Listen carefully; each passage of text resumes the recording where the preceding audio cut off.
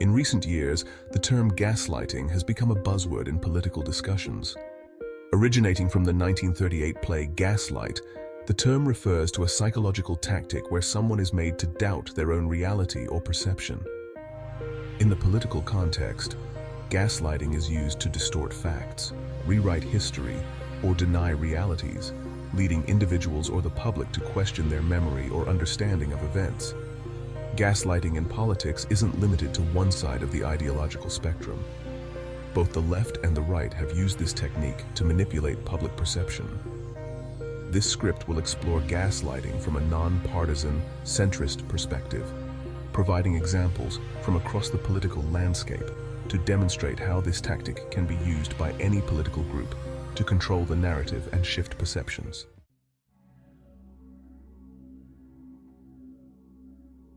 What is gaslighting? Gaslighting is a form of manipulation where a person or group deliberately undermines someone's perception of reality by denying facts, dismissing evidence, or creating confusion. In politics, gaslighting can take the form of denying past statements or actions even when they are well documented, contradicting objective facts and dismissing them as fabrications or falsehoods, rewriting history to align with a particular narrative, labeling dissenting views as irrational or extreme in order to discredit them.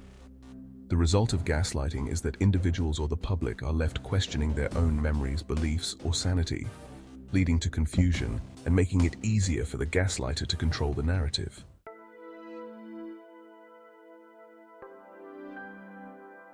Gaslighting in politics. How it's done.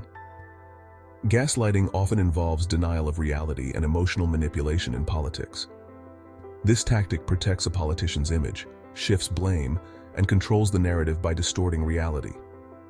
Here are some common gaslighting tactics used in the political arena.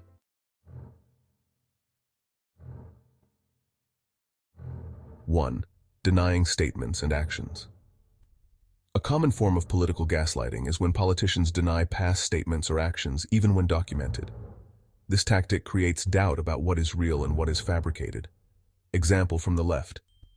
In 2020, Vice President Kamala Harris was criticized for her previous stance on criminal justice as a prosecutor.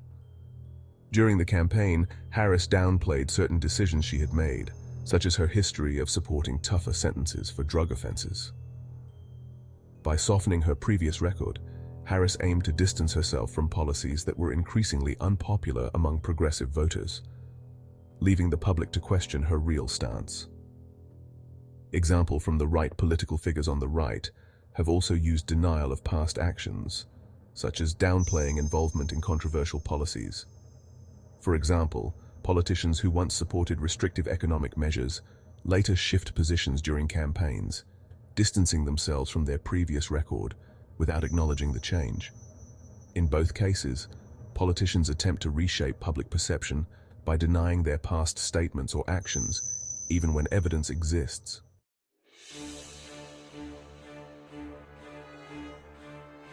Dismissing criticism and blaming others. Politicians use gaslighting to dismiss legitimate criticism by blaming external forces, such as media or opposition parties. By attacking the source, they create the impression that negative coverage is part of a conspiracy. Example from the left. During President Joe Biden's early presidency, there was significant debate about the handling of the withdrawal from Afghanistan.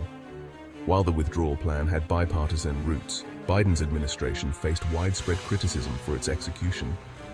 In response, officials often framed media reports as exaggerated or unfair, suggesting that the situation on the ground wasn't as chaotic as it seemed.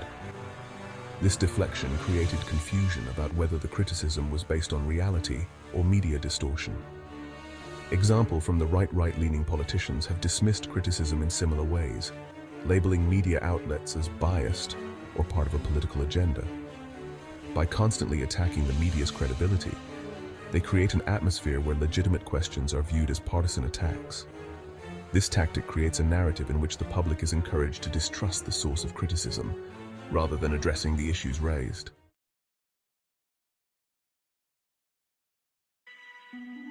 Rewriting history. Rewriting historical events to fit a particular political narrative is another common gaslighting tactic. This distorts the public's understanding of current and past events. Example from the left. During the 2016 Democratic primary, the debate around the role of the Democratic National Committee, or DNC, in favoring one candidate over another became heated. The DNC was accused of rigging the process against Bernie Sanders, yet some party leaders downplayed these accusations, claiming that the primary process had been fair and impartial. This attempt to rewrite the narrative confused voters, particularly those who had been following reports of internal DNC emails that suggested otherwise. Example from the right. On the right, political figures have used gaslighting to reframe controversial past events. For example, certain policies that were once considered restrictive or unpopular are often recontextualized as necessary or beneficial after the fact, with politicians denying any negative impacts. In both cases, historical revisionism gaslights the public by altering the truth to align with political objectives.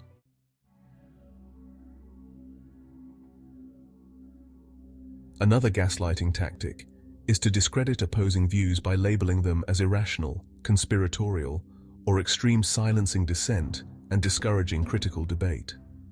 For example, in discussions around police reform, some progressive politicians dismissed concerns about rising crime rates by labeling critics as fear-mongering or resistant to change. This tactic marginalized legitimate concerns about public safety and framed opposition as emotionally driven rather than policy-based. On the other side, conservative politicians often label advocates for social programs or higher taxes as socialist or radical, painting policy proposals as extreme to discourage debate. By dismissing these policies as out of bounds, they attempt to frame the discussion in terms of binary extremes. In both cases, labeling opponents in this way prevents meaningful dialogue and pressures individuals to conform to the dominant narrative.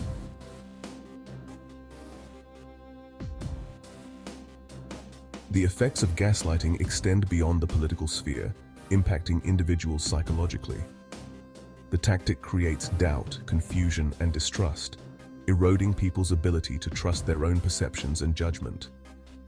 Gaslighting in politics leads to several significant issues. First, confusion and cognitive dissonance. People subjected to gaslighting experience cognitive dissonance, the mental discomfort that comes from holding two contradictory beliefs. As individuals try to reconcile what they know with what they are being told, they become more vulnerable to manipulation. Second, erosion of trust. Gaslighting undermines trust in institutions, leaders, and the media. As political figures engage in this tactic, the public becomes increasingly skeptical of everything, leading to a breakdown in societal trust. And third, polarization. Gaslighting contributes to polarization by creating conflicting realities. As people on different sides of the political spectrum are gaslighted, they become entrenched in their beliefs, making dialogue difficult.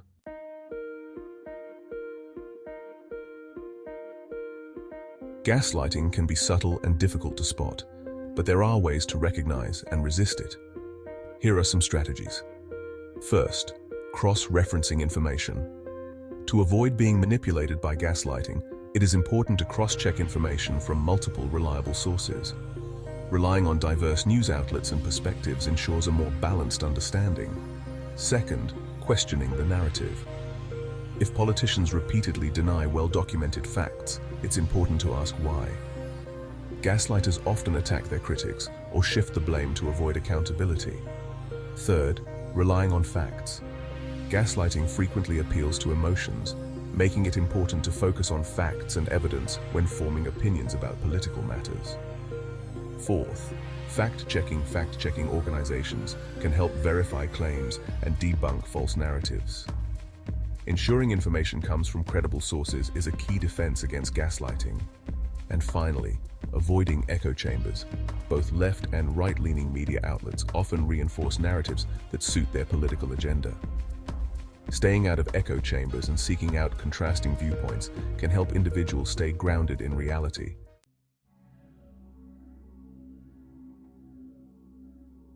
Gaslighting is used across the political spectrum to manipulate public perception and control the narrative. The tactic erodes trust, undermines the integrity of democratic processes, and deepens polarization, Whether used by left or right-leaning politicians, the tactic is damaging to societal discourse and trust. The best defense against gaslighting is a commitment to critical thinking, fact-checking, and maintaining an open mind. By staying informed and challenging manipulative narratives, individuals can protect themselves from the psychological effects of political gaslighting. Remember to like and subscribe for more video content. Sapiens quae vigilat.